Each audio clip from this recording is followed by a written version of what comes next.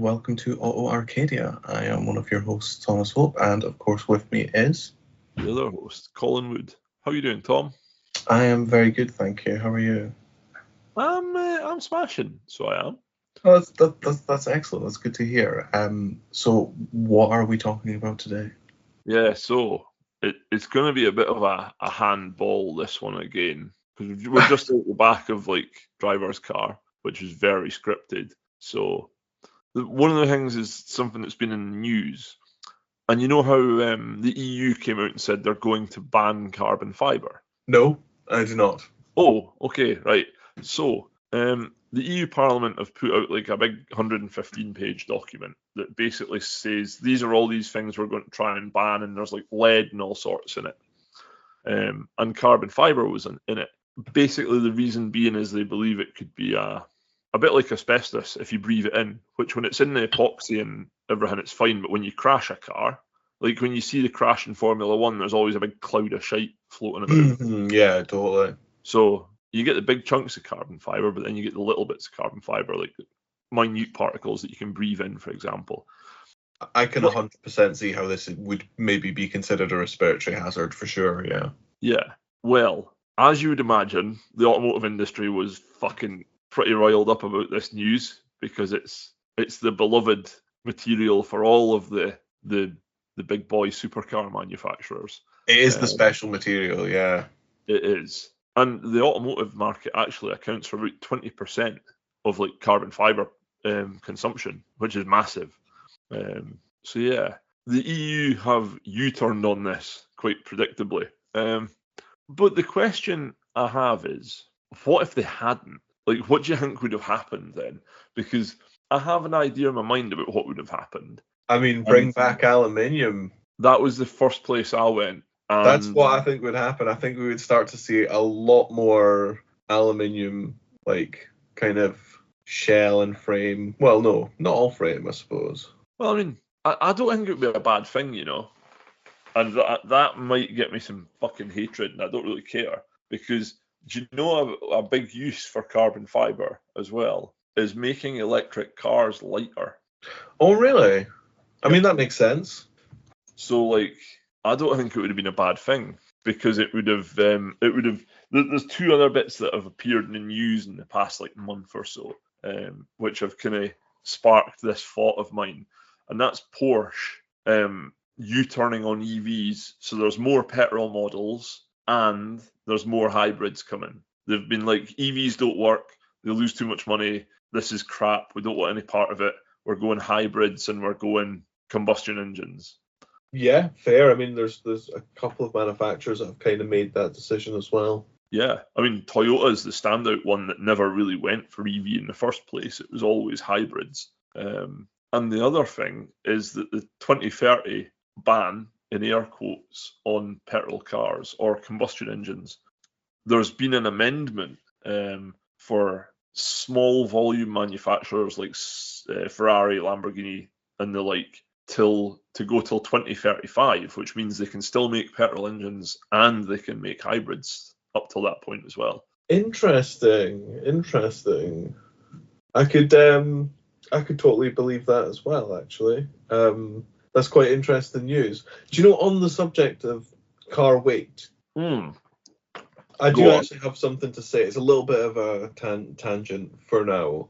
But, okay, so I was scrolling through a bit of Car Talk UK, and I saw someone looking at a Skoda I'd never seen before. It was like a Skoda Solanda or something like that. Right. And it was like a kind of high up hatch estate kind of vibe. Okay. And the one in the advert was a 1 litre. And there was some people commenting that like a 1 litre wouldn't be, enough grunt to shift the car. But then I was like quite curious. I was like, okay, how much does the car weigh?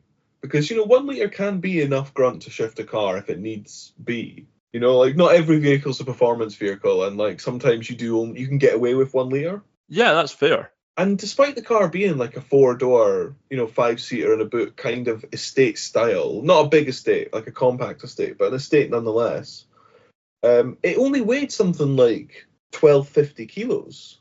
Wow. And I was quite shocked by that.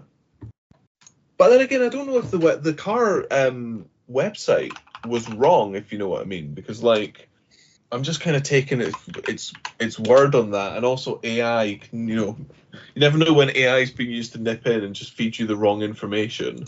Yes, it's becoming quite a disruptive force now.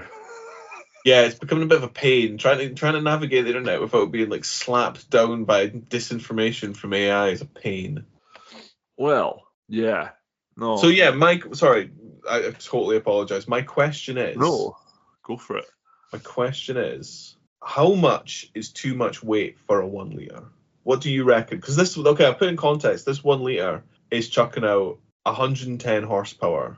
Turbocharged three cylinder 1 liter. Oh man, I hate this question.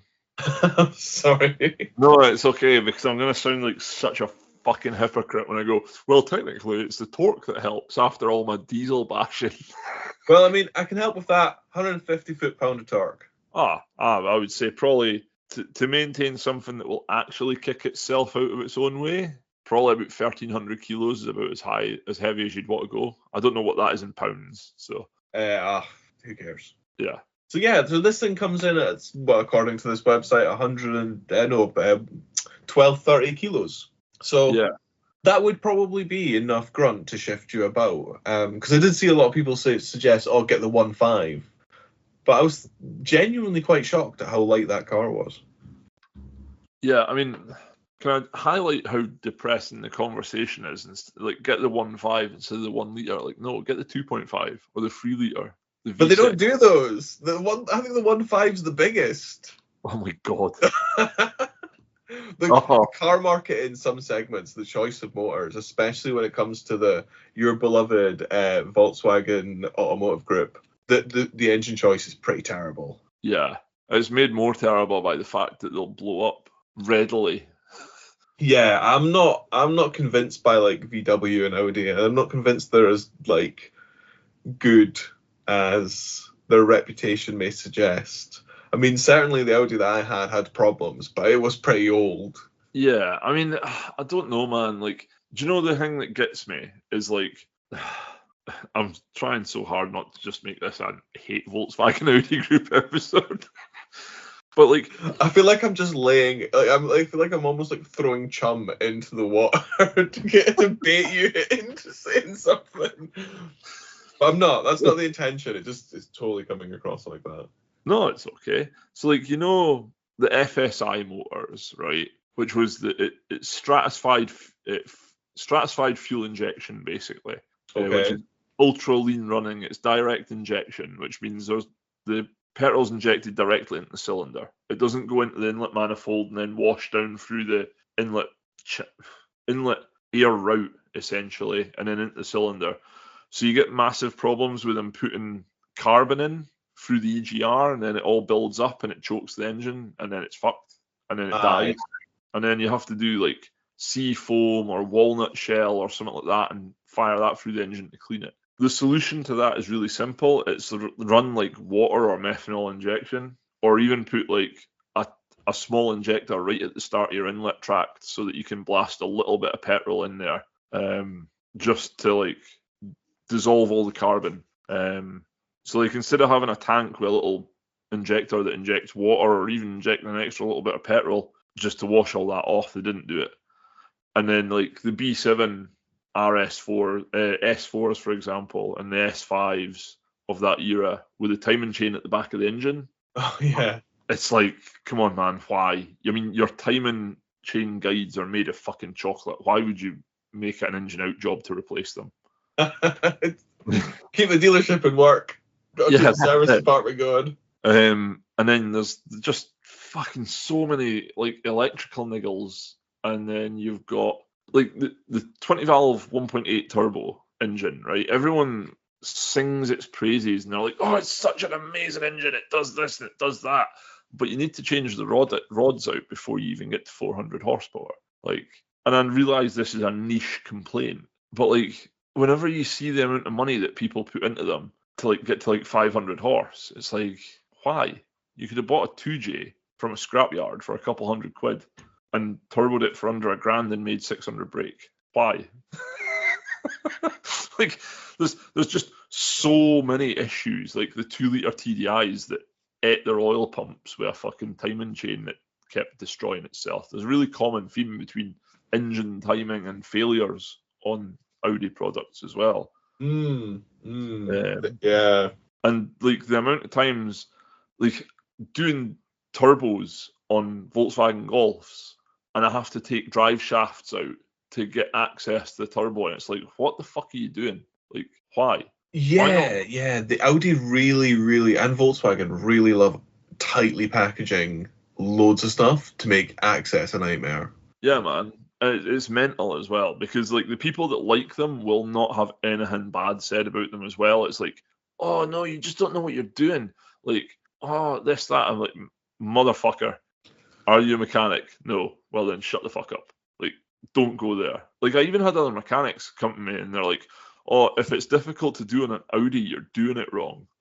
And I was like, but I've changed discs and pads on the back of a Golf, and I've had to have like a fucking 2.5 foot long extension to try and worm my way through the fucking spring to get to the carrier bolts so that I can change the discs. I like genuinely the fastest way for changing, like I was doing them every other day as well, and the fastest way I got to do them with was an impact gun driven spring compressor, and I'd just slap it on the spring, buzz it tight, pull the spring out, undo the bolts with my battery gun, flip it off, clean the carrier up, put a new disc on, put the carrier back on, bang the bolts back together, and then put the spring back in with the compressor. And I could do it far quicker than anyone can, like actually worming their way through the spring. Because it's like just the right size that you can't actually get a socket with just it's like a ribe bit as well. It's like a Volkswagen Audi Group proprietary fucking Torx bit. Oh, how nice. That's good. Yeah. Like, why? They didn't exist before the year 2000 because Audi fucking invented them. Well, they might have existed in some obscure fucking industry, but certainly the automotive trade never had them. I never saw them previously to that. Yeah, it's fucking... I just don't like them. I mean, fair enough, man. Fair enough. Like, they've got their fans. It's not like they're out on their own. No, that's very true. Anyway, sorry, I've totally fucking derailed your question and our conversation and everything there. Oh yeah, no, I was really interested in that. Like, I want to hear the opinion. I actually, do you know what? Just to get out of the way, right? I genuinely don't actually hate Volkswagen Automotive Group. I don't hate Volkswagens or Audis or Skodas or Seats. Like, I absolutely don't hate any of them. I actually quite like some Volkswagen and Audi products. I know you really want like a B7 RS4, don't you? Yes, yeah, aggressively want one of those. Yeah, I really do. That would be muchos nice to have. I really want that 4.2 in my life. But I mean, even more basic stuff than the Volkswagen. I quite like the Polo. I'm not such a big Golf fan. Yeah, that's fair. And obviously I had a TT as well, which I didn't particularly like, but I still owned it. That is what it is, man. Do you know the one thing I do have to say about Audi, though? Well, Audi Volkswagen Group. They are really good at using aluminium. They really used it for a few cars. Like, I remember the B5 Audi A4. Everything on the suspension was aluminium. Like, the whole thing. And that's really good because the A4, because I remember the A2 was an all aluminium body, like the TT as well. Yeah, like I mean, that's not true in the TT though. There were bits of steel because bits of mine rusted. There were strategically placed bits of steel to rust. I don't know why that hit me like it did, but it just did.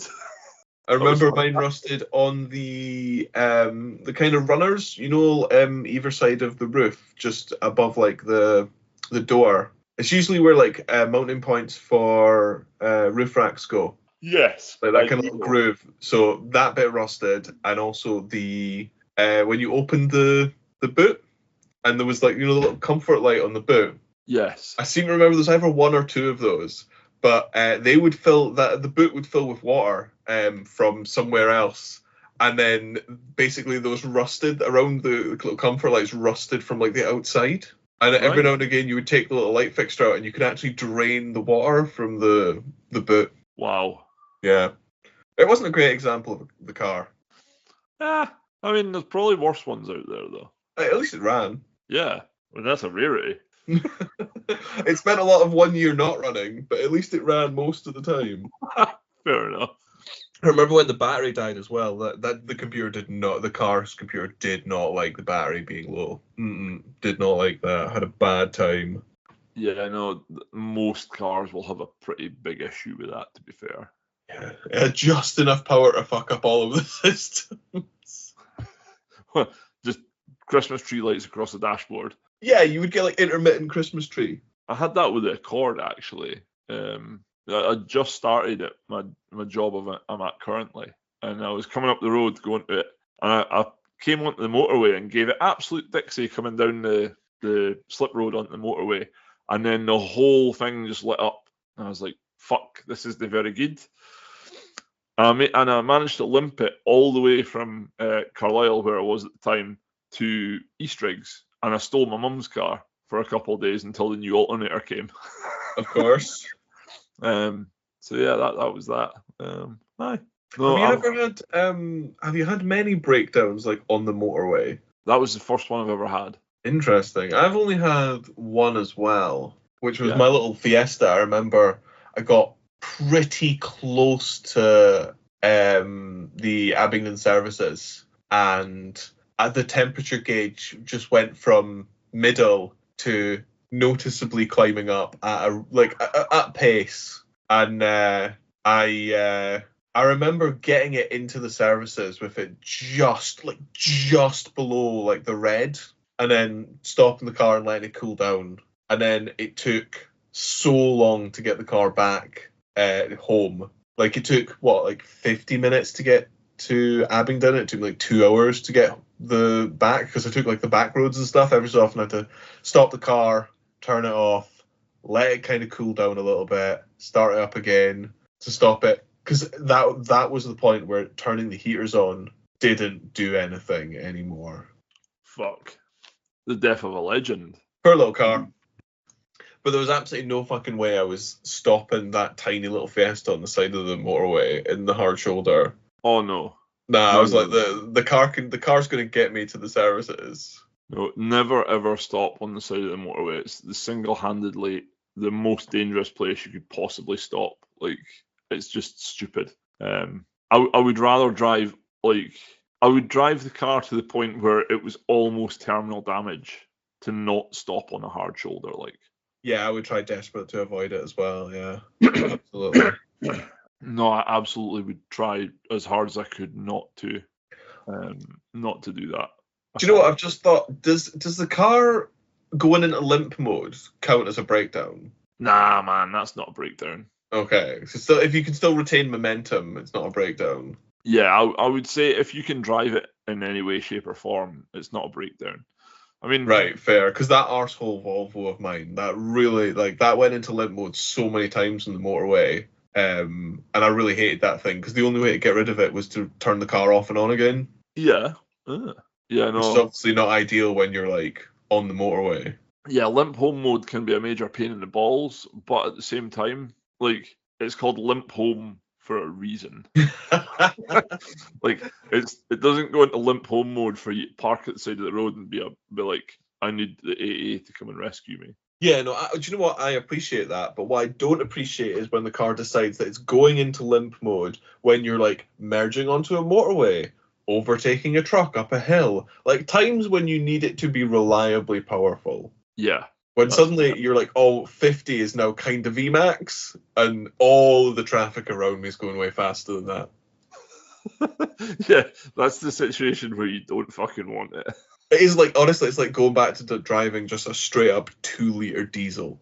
Do you know, that is just fucking lunacy as well. Why you would have your limp home mode at 50 and not 60? Because at 50, it's then at the point where most trucks will catch up with you on the motorway. Yeah, totally. Like, you want to be travelling faster than the slowest moving traffic, really, at all times, I would say.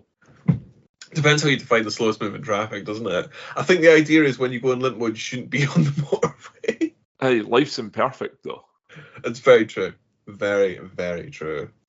So yeah, okay, cool. Let's we've not really overly experienced too many catastrophic failures on the motorway.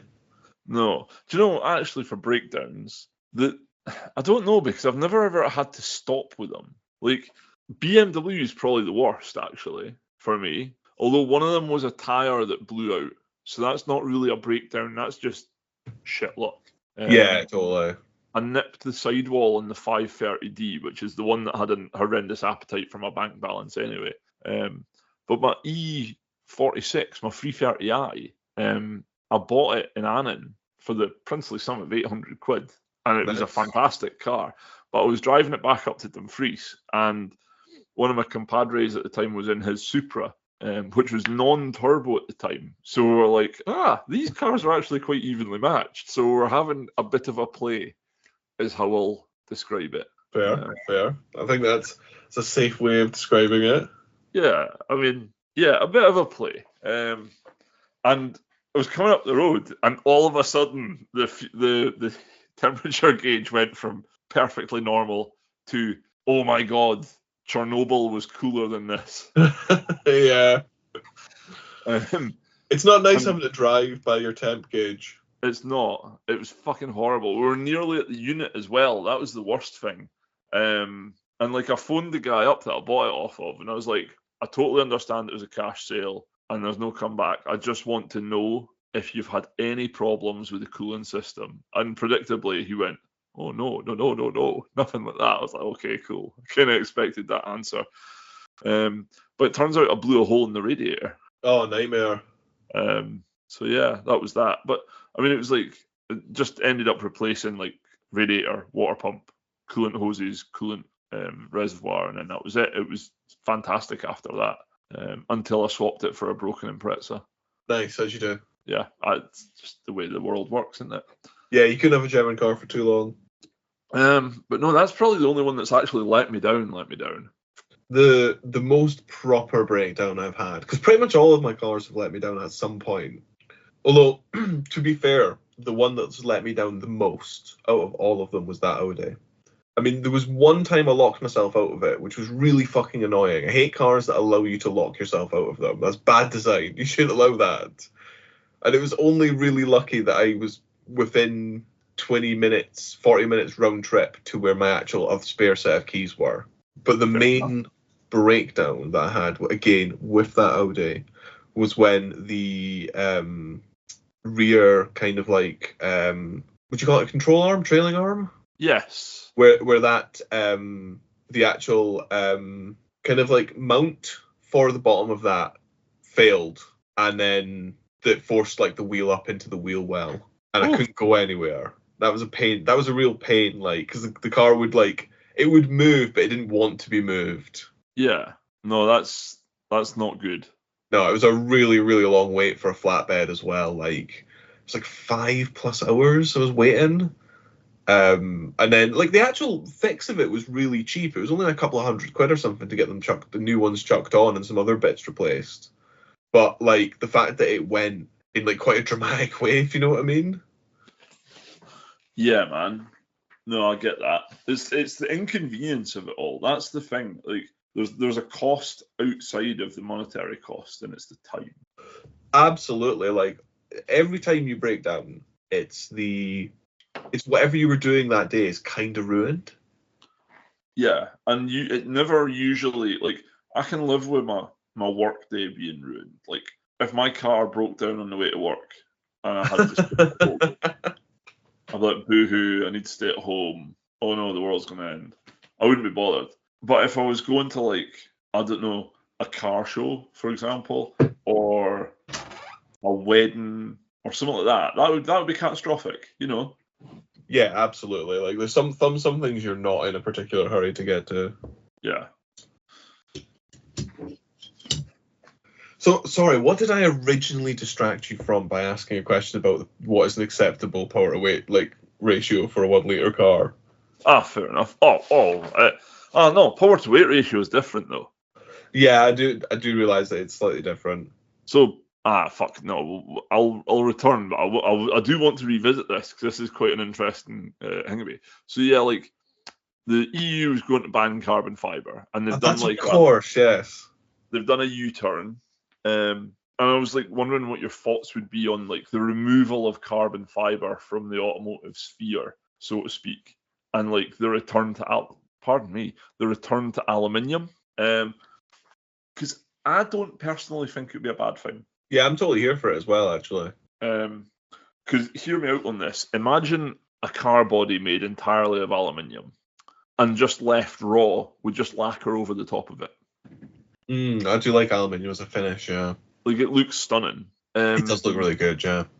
And see the big problem I have with carbon fiber. It's fantastic for like what they do with it. Like for something that's strong, light, and for structural use, it's fantastic.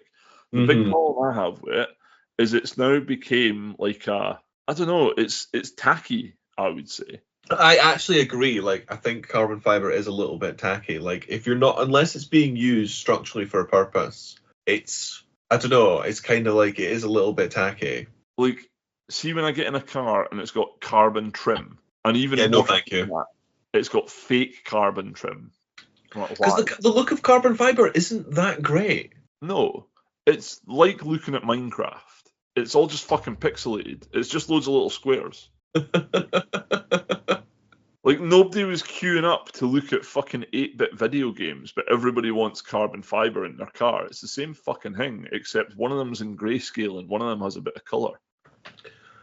Yeah, do you know what? I kind of agree. Like, I understand why people use carbon fiber, but I'm not really sure. I'm like, you know, when you see cars and they're like, oh, you know, it's a carbon fiber car and they've just kept the natural carbon fiber look. I'm like, oh, I really fucking wish they hadn't. I wish they just painted it. Yeah, totally. Like, I don't get it. It's not to my taste either, for sure. Yeah. No, definitely not. And the thing is, as well, there's part of me sees this as like it's a bit of a tactical thing, though.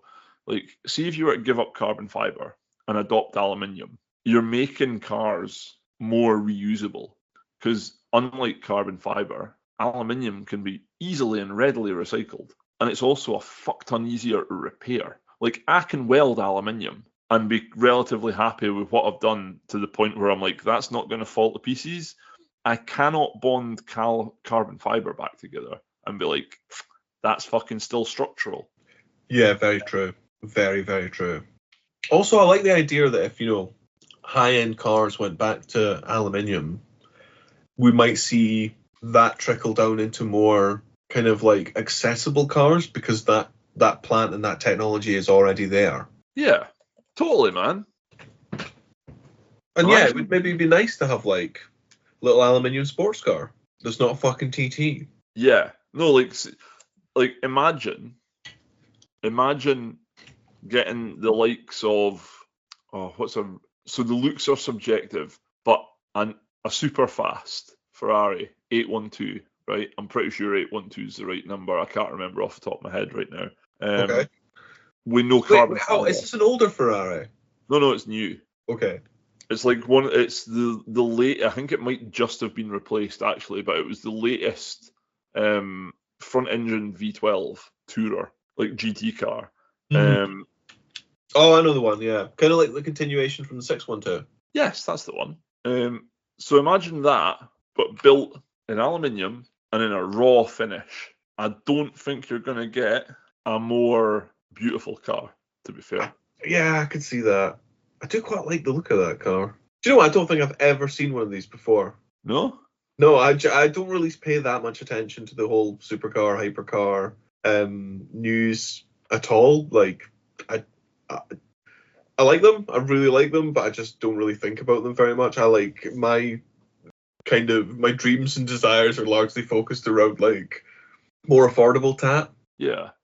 And so I was a bit curious about this, so I've just went and looked it up, right? For like cost, aluminium's in front, and I actually was like, you know what? I wonder what the actual difference in weight between them is. And outside of professional motorsports, it's not that much. And I was thinking back to mountain biking of all things, because carbon fiber frames are the big thing. Like, I've got a full suspension mountain bike, extra large frame that I can lift from up with a finger. It's like 13 kilos. Yeah. It's not heavy at all, and that's with all the gear on it. And I've had aluminium frames that are literally a kilo and a half heavier. So Yeah, you're into quite small performance gains, aren't you? Yeah, like, I mean, the thing is, most people, when they're I know we're a wee bit off subject with mountain biking, but most people, if they're out mountain biking, can lose a kilo and a half with a good shit. That's the cold hard truth of it. Like, if you go to the bathroom before you go mountain biking, you can not spend $8,000 to get a carbon frame. You can spend $3,000 to get a similar bike with an aluminium frame, and the difference is negligible. I completely appreciate your point. Like, I 100% get it. It's like, at some point you start, there's less benefit for the cost. Oh yeah, like, and the thing is as well, I'm just thinking as well, because, like, I don't really full send that mountain bike because it's second hand and it's carbon fiber, and it kind of gives me the heebie-jeebies, because I don't know what sort of life it led before I had it. Yeah, totally. And I don't really want a seat post sticking out my lower back, or, you know, I don't want to be skewered by a top post. I completely agree. If you could see my face, you'd see I'm grimacing quite a lot. Being impaled is not a fun mental image for me. I don't like the idea of being impaled in any way. It's definitely a day ruiner, you know. And do you know what? It totally would. It would really take it out of a day for me. Oh yeah, like, I mean, you're not in the minority here, Tom. I think most people would prefer not to be fucking impaled. But this begs a question, because there is actually some quite attainable cars that are made of carbon fiber. And I realise when I say attainable, it's a very means-tested sort of thing to say, if that makes sense. Like, it depends on people's position and everything else and their circumstances. But a lot of people, if they had the inclination to own one, could own an Alfa Romeo GT4. I'm gonna kick myself. I think I've used the wrong name there, haven't I? Yeah, I don't recognize the GT4. You know, the 8C, the one that was popular when we were at school, and they made. You made the 4C, yeah. The 4C, that's the fucking one. I don't know why I said the one I said before, but the 4C has a carbon fiber tub. Yeah, but is that thing not like 50 grand?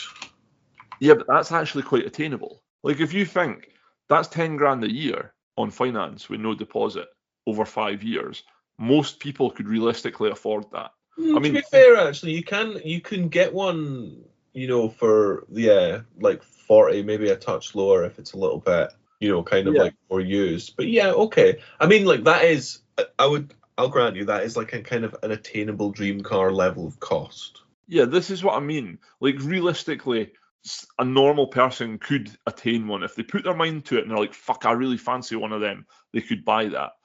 I really like these cars. What happens, because you know that a 4C has not led a nice life, even if it's only got 12,000 miles on them, I would hazard a guess that half of those were done on a track, having the absolute tits driven off of it. You think so? I think a lot of people would have used these for pottering. Really? Yeah. Fair enough. I might be totally wrong. Maybe I'm thinking of a different kind of money that buys this. I'm thinking of like a grey-haired, slightly red in the face kind of retiree who's like, I'm going to buy the nice Alpha that I've always wanted.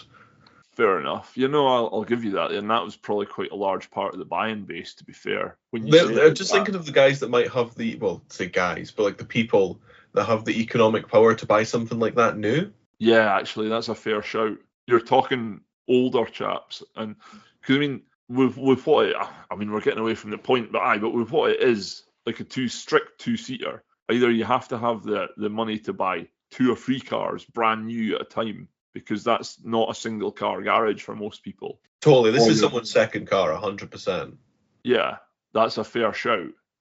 But the point is, they've got carbon fiber tub and carbon fiber bodywork. So somebody goes out and buys that, and then it turns out there's a structural issue with the tub. What the fuck do you do? Yeah, it sounds like an expensive fix. Like, you can't just, there's a bit there that's cracked. I'll just cut that out, and then I'll take it. I'll go to any engineering workshop and say, I want you to put this car up I want you to cut that section of floor plan out, and I want you to replace it with structural aluminium, which is what you would do if it had an aluminium tub. But if it's carbon, you can't do that. I don't even know if you can do a sectional replacement on carbon fibre like that. Yeah, I've got no idea. Like you're into the sort of territory of that car's a write-off if it takes a structural hit. When it doesn't take a lot to do a structural hit, I mean, you could buckle a chassis if you hit a pothole big enough. Yeah, no, I totally get that. That is a kind of concern. You do not want to hit something and immediately write your car off. That's very bad.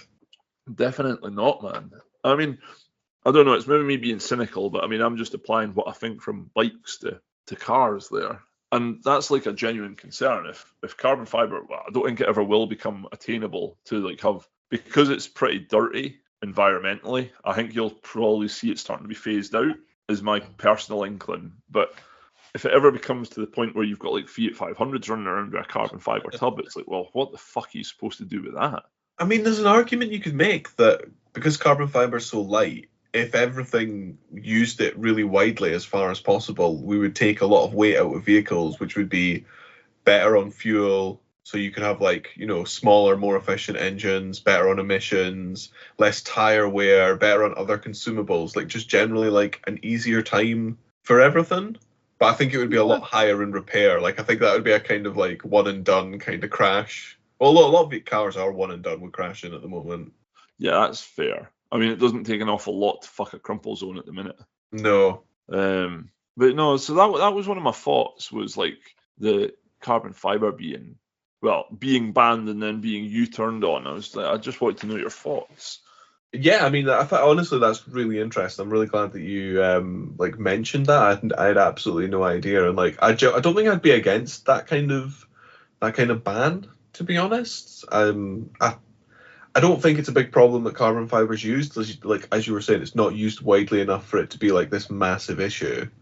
Yeah, and to be fair, the sort of things that it is used on, they're not winding up in scrapyards and being shipped to third world countries to be burned. You know, like how tires do, for example. Yeah, that's absolutely true. Tires generally aren't recycled; they're generally shredded and sent to Africa to be burned. Yeah, but like the sort of machines that you're seeing made of carbon fibre, like your Alpha 4Cs, your Lamborghinis, your Ferraris, your Porsches, anything that's of that level typically tends to sit in a collector's garage. So the risk of them not being recycled is not that great, I don't think. Yeah, I mean, I'm looking at just having a quick look on the Auto Trader at the moment, and all of the cars pictured look like they've been kept in a garage. Like the paint is very, very good.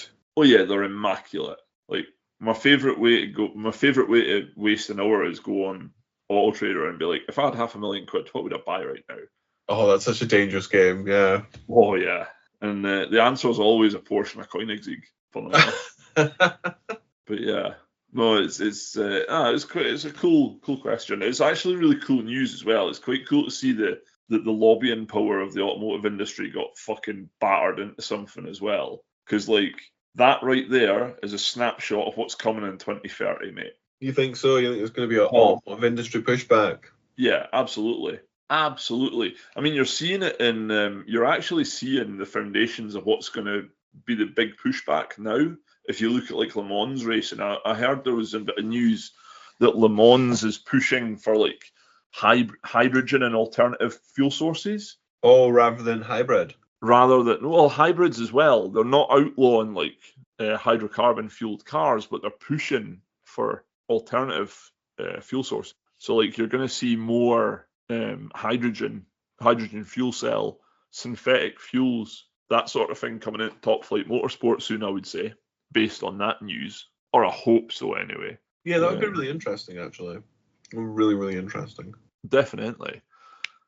And then the other news that I mentioned at the start was that, so the 2030 ban's cancelled for low volume car manufacturers like Ferrari, for instance, is the obvious one.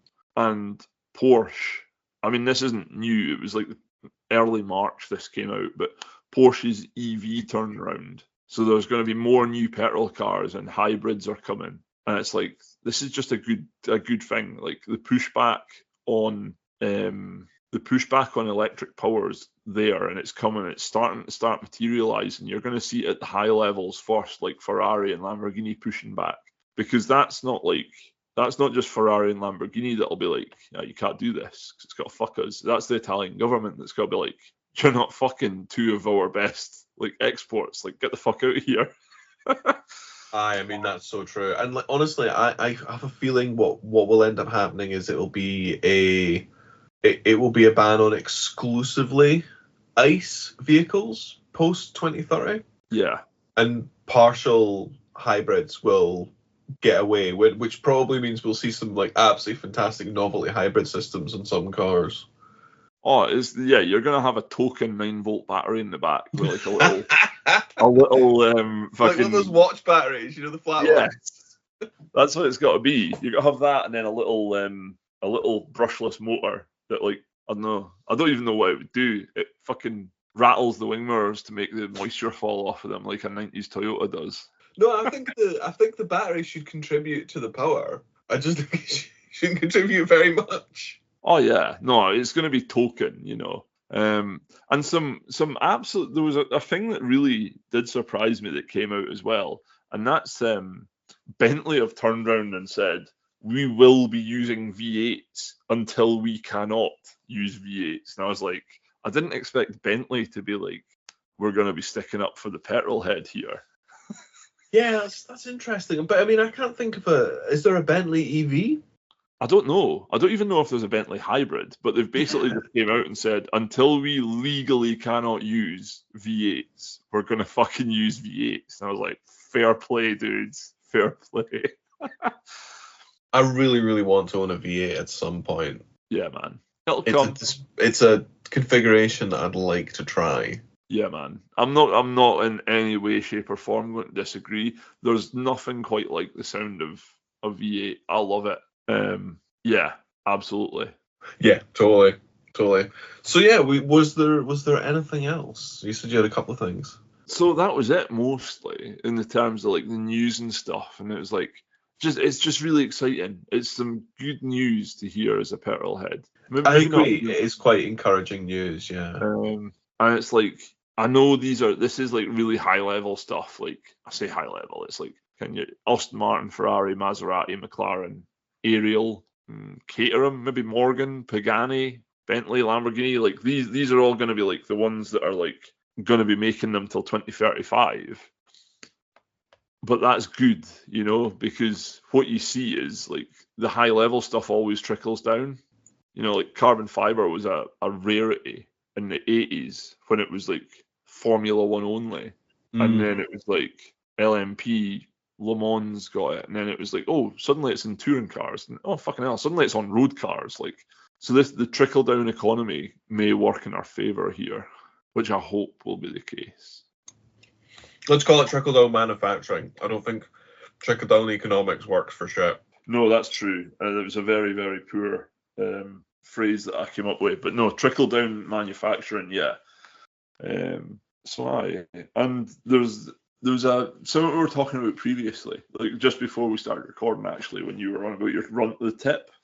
And it kind of, it's a bit of a road rage story, but not really.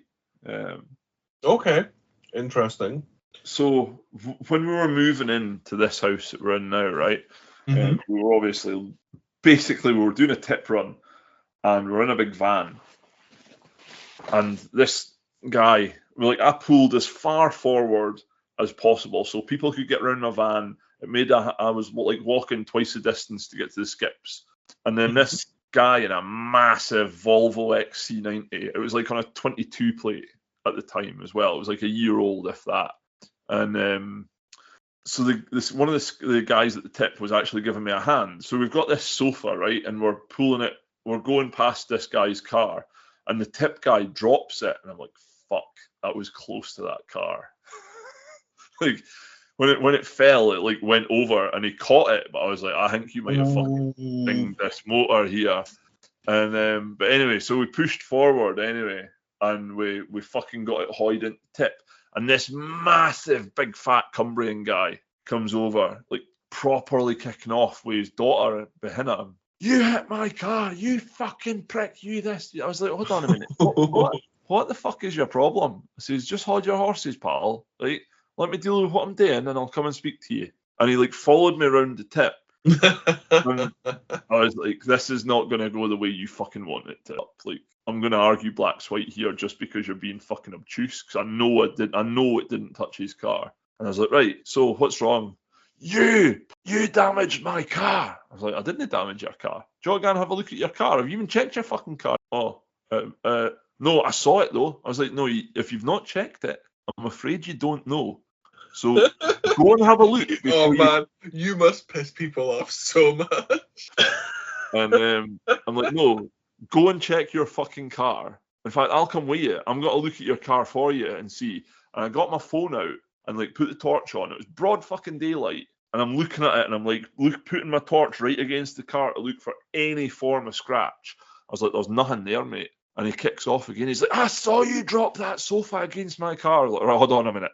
I says, for a start, I didn't drop the fucking sofa. I was holding my end of the sofa. The guy for the tip fucking dropped it. So I says, but I didn't touch your car, did I? And he's like, no. I was like, so why are you in my face? Oh, well, I was like, no.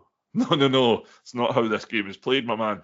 I says, I think you owe me a fucking apology. And he just looked me dead in the eyes with like this absolute look of sheer hatred and was like, I'm not apologising.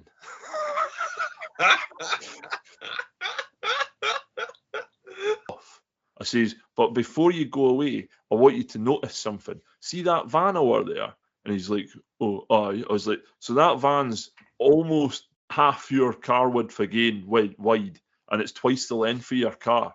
Now, I managed to park that in a manner that didn't inconvenience, but you managed to park your car in one of the widest parts of the tip and then get all shitty when somebody nearly fucking threw. It's like, what's your problem? Like, you've parked your car in a location where it's going to get hit by something, accidentally or maliciously. At this point, I wouldn't be surprised if somebody slashed your tyres because you're a prick. But, like, you've caused this situation. If you applied common sense, this would have been fine. At which point he got really shitty and I started laughing at him, and then I walked off to the van and then just jumped in and drove off, like waving at him and blowing kisses. And I don't think I've ever seen a man so furious. I'm not surprised, man.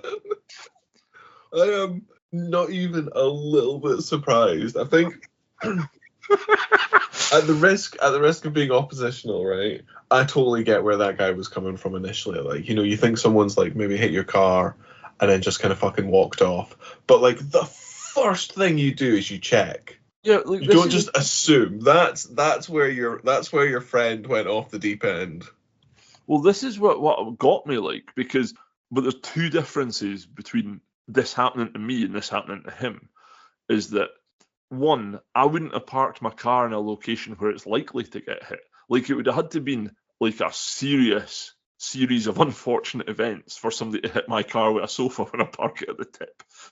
Defensive parking, which we've discussed before. Yeah, like I would actually make the effort not to be in anyone's way. I wouldn't just dump my car with a sense of fucking entitlement and think everyone should be careful around this. Because it's in an environment where, like, if you throw something into a skip, it's not unreasonable for something to come out of that skip from what you throw going in and damage something outside the skip. Like, that's just how physics works, you know? Yeah, I totally get it. Yeah, I'm careful about where I put my car when I go to, like, places where it could get hit. Absolutely. Shit happens.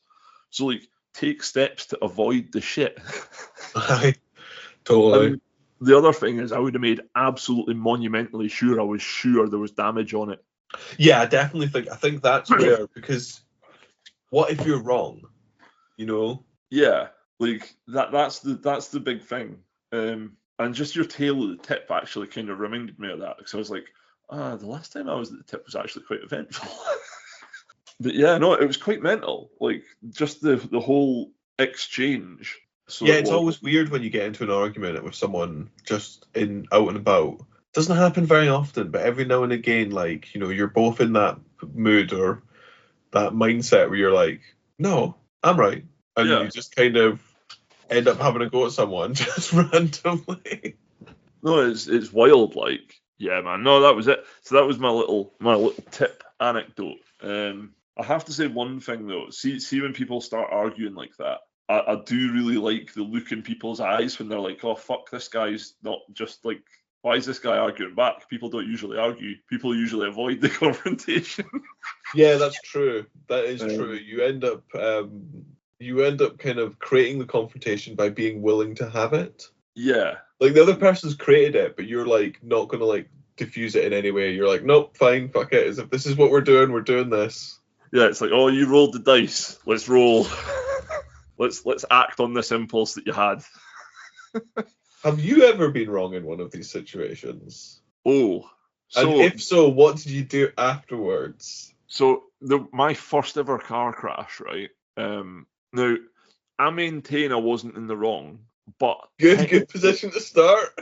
But technically I was, and that's because of how insurance works. So like my first ever car crash, I was leaving college and I came round the roundabout at the top of Kingstown, and it's when all the roadworks were on, when they were making it from dual carriageway to motorway. The bypass. If you remember that. And the slip road was really short. Like it was a quarter of the length that a slip road should actually be. Like it was minuscule. So if you weren't like on the ball, like to get into the traffic, it fucked you. Like there was loads of folk all the time struggled getting onto the road because of this really short slip road. Absolutely. Do you remember on the section of the M6 between Carlisle and Gretna that used to have a T-junction onto it? Yes, I do. Do you remember that? They blocked that off, but I remember that, and that was terrifying. I remember being a little kid in the car and knowing like this was like just one of those junctions where, oh yeah, you could get hit by a truck and die at this one. Oh yeah, like it was genuinely dicey. Like there was potential for carnage. Let's put it that way. Yeah, T-junctions on the 70-mile-an-hour roads is not a good idea. No, it's not a good idea. Well, funnily enough, that same stretch of road was where this slip road was at the top of Kingston, and I created the carnage this day. So there was this massive BMW X5 in front of me, right? And I came round, and he set off down the slip road, and we're getting towards the end of the slip road, and I'm like, right, come on, let's go. Indicator on, and I'm looking out the side of the car, because I'm like looking for my space of where I'm going. I pick my space in the motorway and in the traffic flow, and I'm like, right, I'm going there. And I look back round, and there's just this. Oh, he stopped at the end of the slip road. What I can only describe as the Great Wall of BMW X5 in front of me. Oh man, I'm so sorry for you. Like, because you're accelerating at speed. You glance over your shoulder to find your gap. You look back, and the idiot in front of you stopped on a slip road. Yeah, man. So I absolutely nail the brake, right? To the point where my leg is straight and like my arse is off the seat flat, like the arse part of the seat. Yeah, you're like holding yourself up off the brake. Yeah, and I'm like sliding up the backrest of the seat. Like, yeah, totally. I brake so hard that the front end of this Ford Escort at the time dived under his BMW X5. I went under it, and it like when the suspension settled, his car slid forwards off of it. And like we put our hazards on, and we very slowly merged onto the motorway and pulled into the hard shoulder, because like we couldn't do anything else. We had to physically go onto the motorway to get to the hard shoulder further down. And yeah, I got out of the car in such a rage. I could imagine that. There's a lot of adrenaline going on there, yeah. And I'm standing at the front of my car, absolutely fucking furious. I've only had this a fucking day. Because it was. I literally picked it up on that weekend. And I was like, man. I was booting fuck out of the bumper because I was so furious. And this guy came over in the most sheepish manner possible and went, excuse me, can I get your insurance details, please? I come down.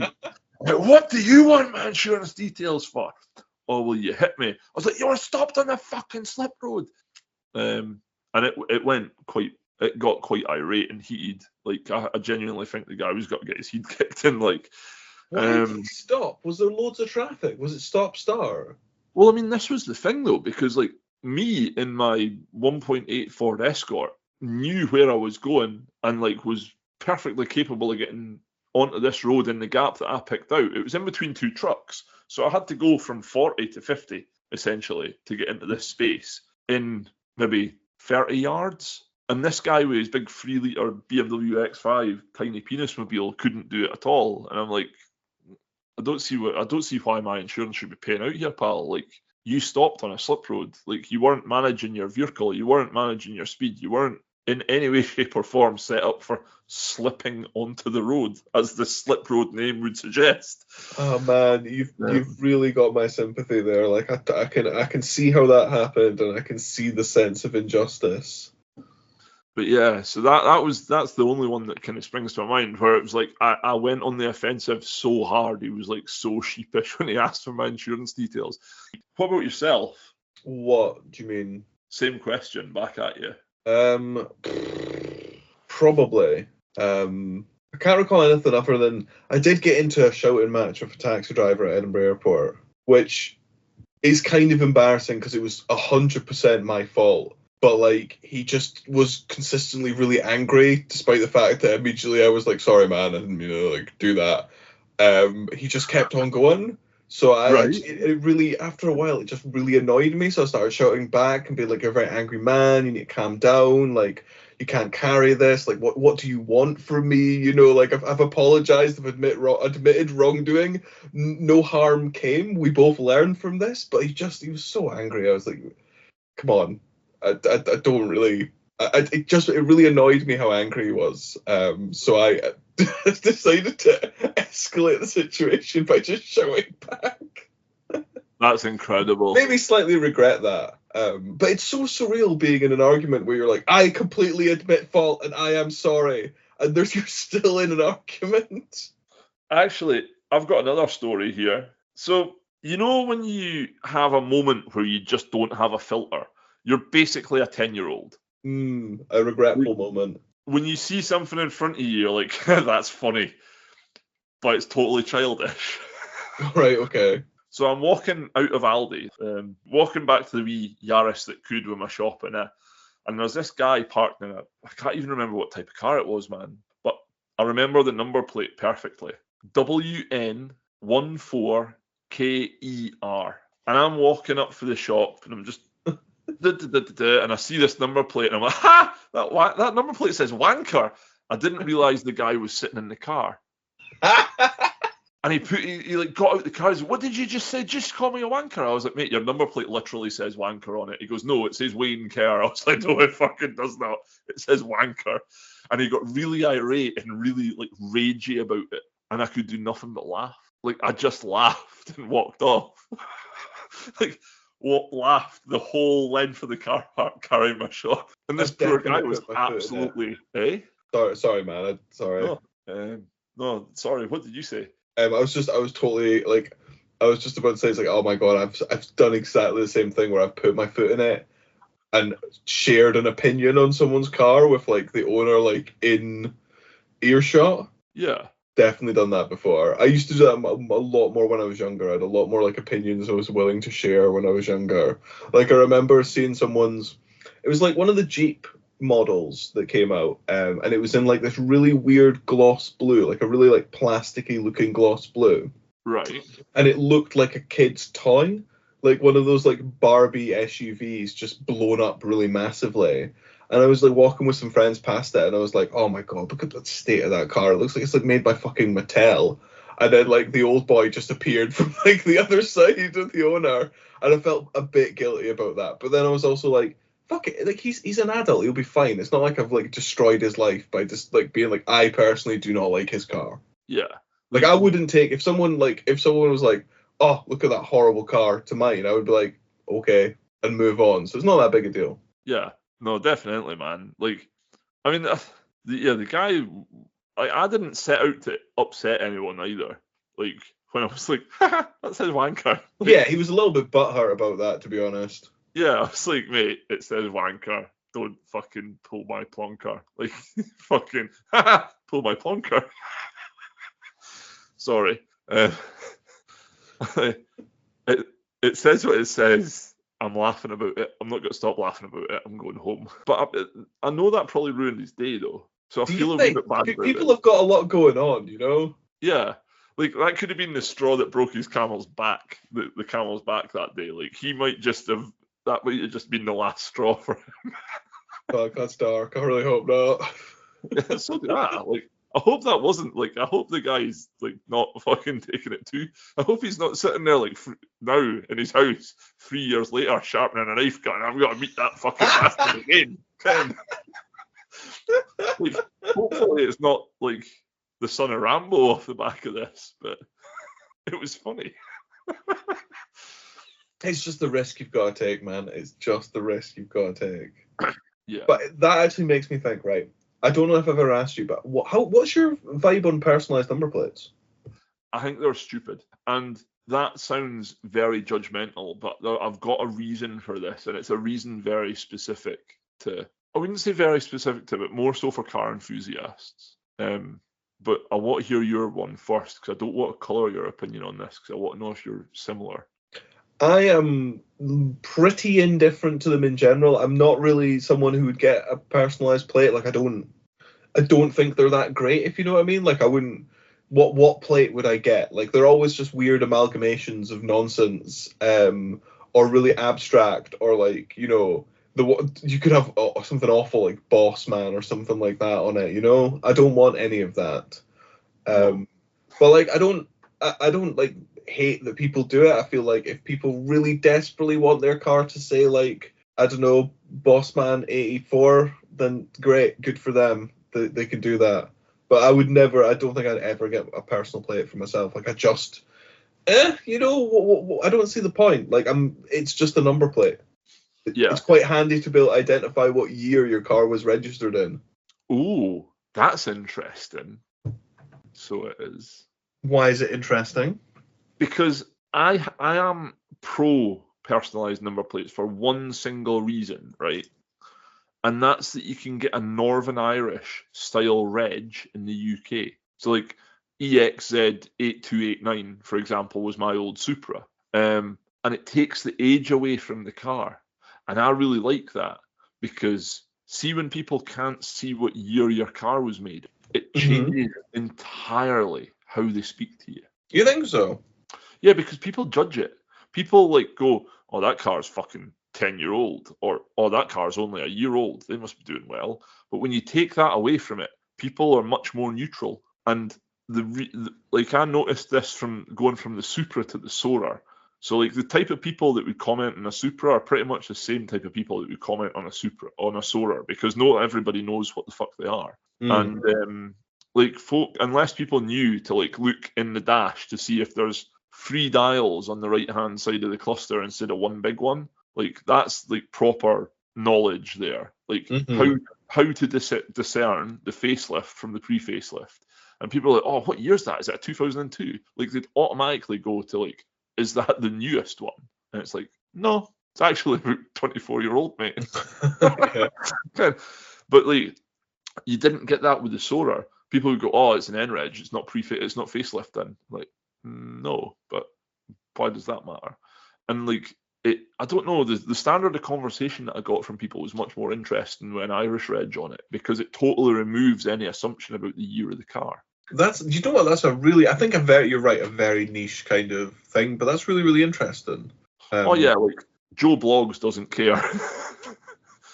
I thought your point about like people judging number plates. I mean, you judge the car, but yeah, to an extent, you'll look at like what year it was registered, if that's there. I mean, I don't really look at it as like how much money people have got kind of thing, but I do make assumptions about how much money people are probably spending on that car. Yeah, that's fair. Because if I see someone powering around in like an 08 plate or something, I'll assume that that's probably fully owned, probably not.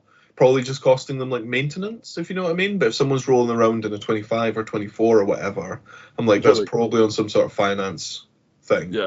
They're paying for that monthly. No, man, that's very true. But no, I really like taking like when I buy my Porsche, I will be putting an Irish reg on it, because it totally removes the age of the car, and I think it's class. That's just an amazing thing to do. Like, I don't want people knowing what year my car is.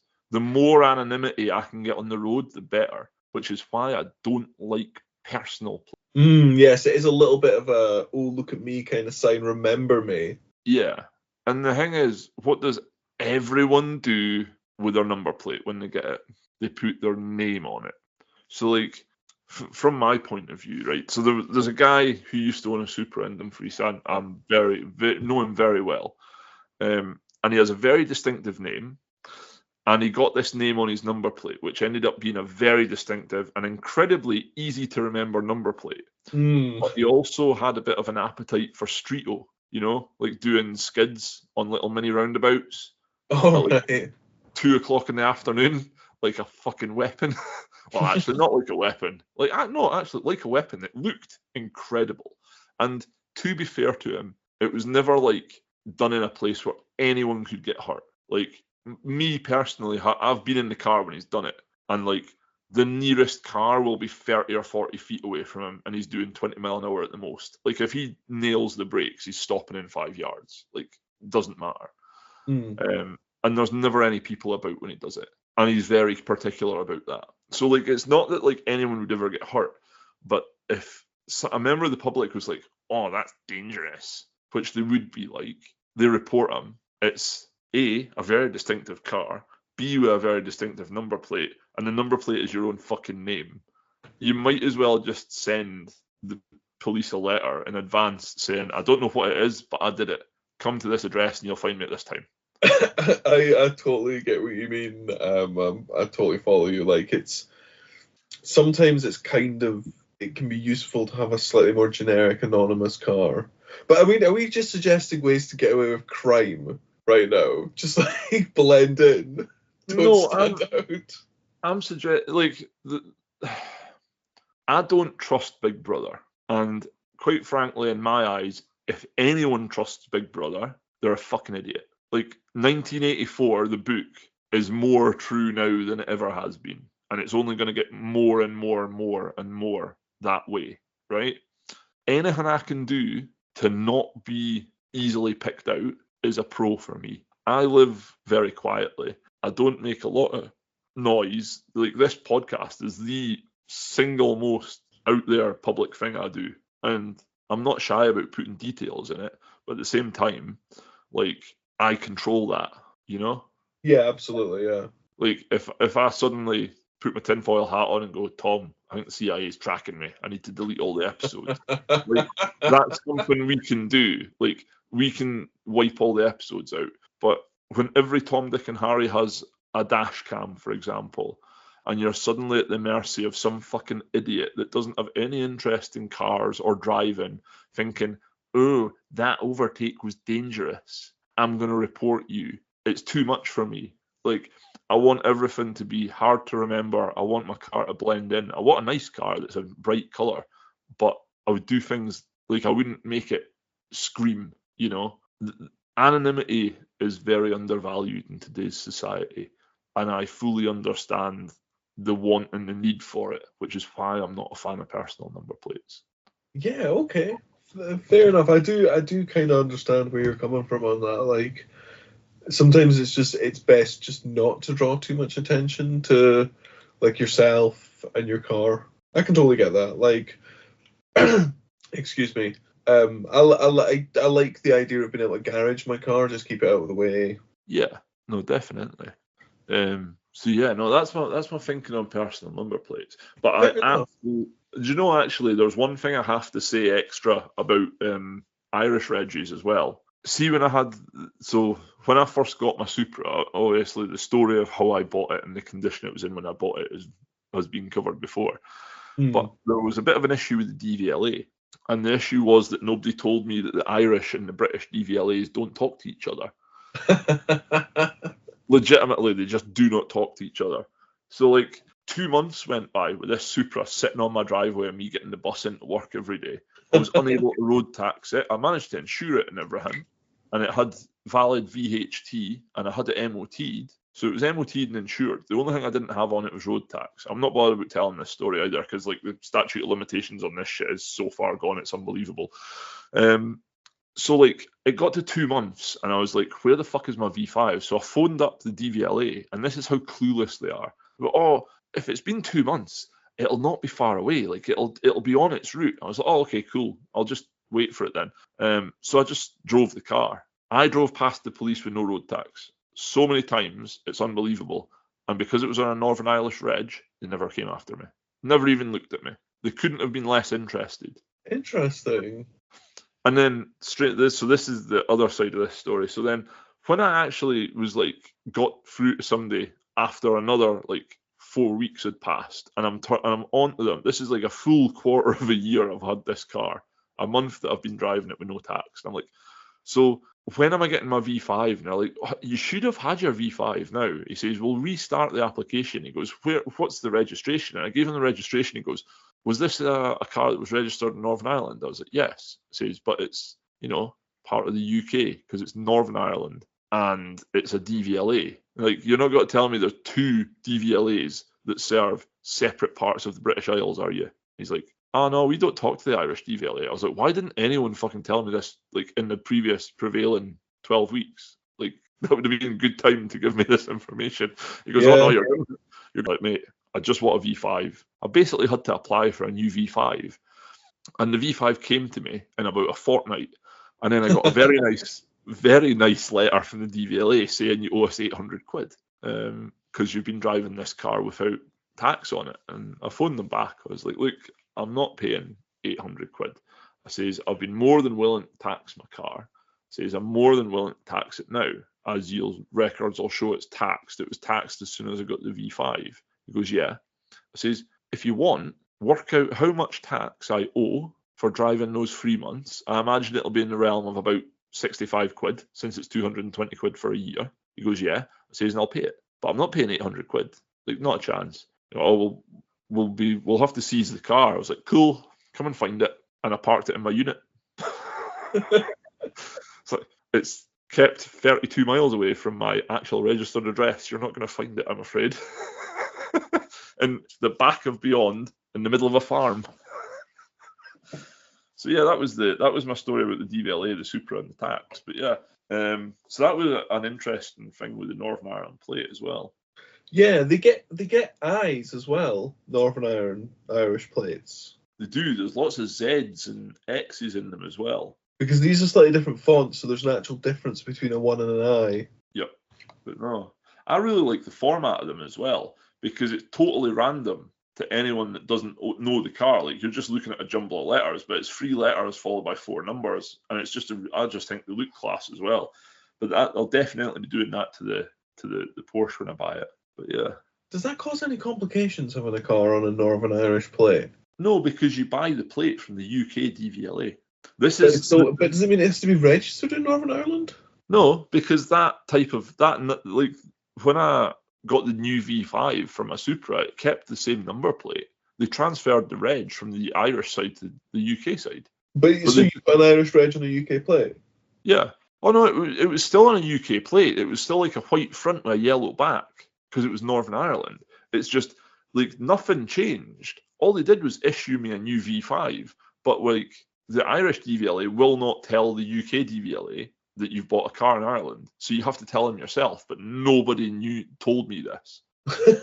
I did not know. Like, I was phoning up like every week, like, come on, where's my fucking V5 at? Like, you're taking the mick. And they're like, oh well, it should be with you now. So well, it's fucking not. Oh my god, yeah. Do you know what? Yeah, I sometimes do forget you do have to tell the DVLA that you've sold the car, that you've transferred ownership. Yeah, and the thing is, it's such a top-heavy, horrible to deal with organisation as well. I mean, to be fair to them, right, the website is pretty good. There's like quite a lot of stuff you can do. Like, you can do tax and telling them like transferred ownership really quickly and easily. Oh yeah, it has got a lot better. So it has, but I don't know. I just don't think we should have a DVLA. What do you propose instead? It's nothing. Total freedom. Total freedom. That would be like chaos. Yeah, but I like chaos, Tom.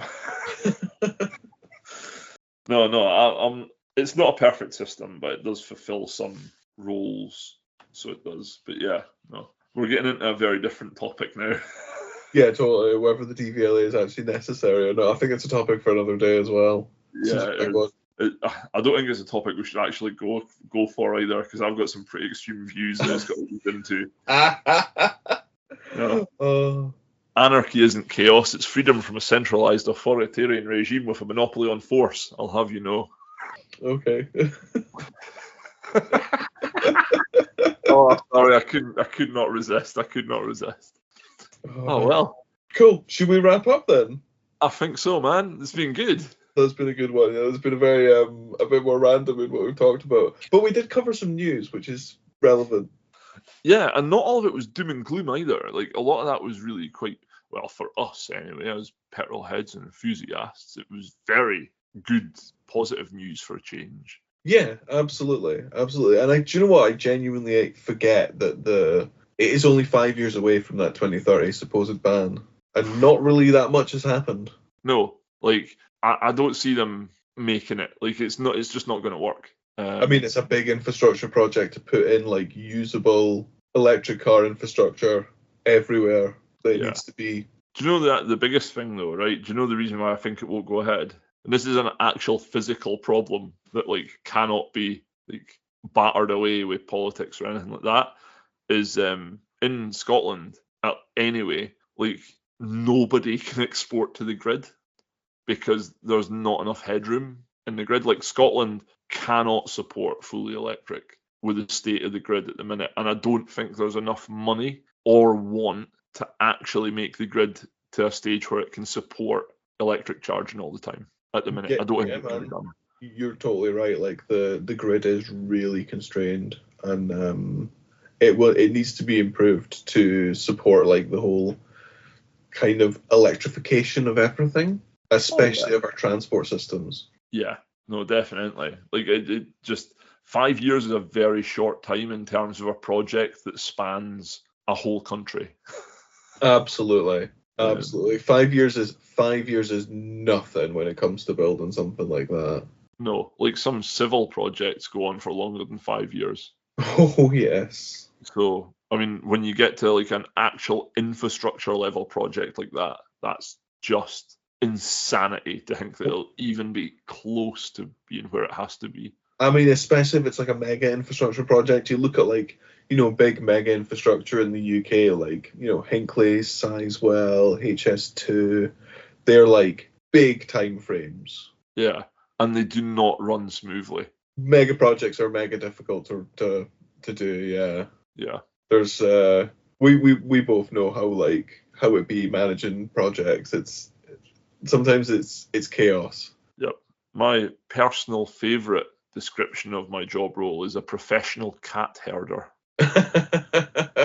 Absolutely, yeah.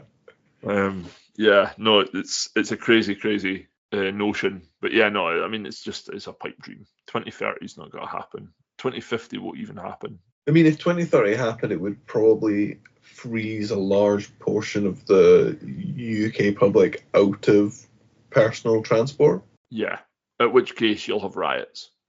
I mean, it's not like you have to stop using your petrol car at 2030. It's just there's no new ones, if you know what I mean, which means that like deliveries to remote places will be significantly more difficult and less frequent.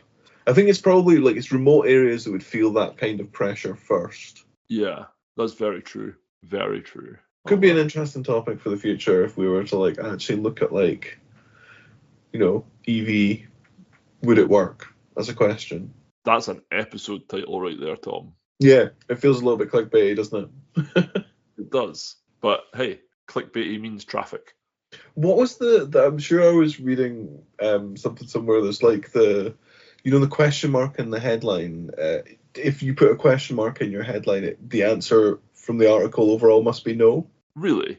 Yeah, I can't. But do you know what? I hope I've not got that wrong. I hope it's not yes, but I think it is no. I think that's like the headline writing practice. Like, can birds fly? Question mark. No, birds cannot fly. They just project illusions of themselves to the sky to convince us they can. Oh, calm down, Tom. You're going to have the idiot believe in that one. I'm going to be in the pub and somebody's got to be like, birds can't fly, mate. Like, yes, ostriches exist. No. All birds. They just project illusions of themselves into the sky. Like, fuck off.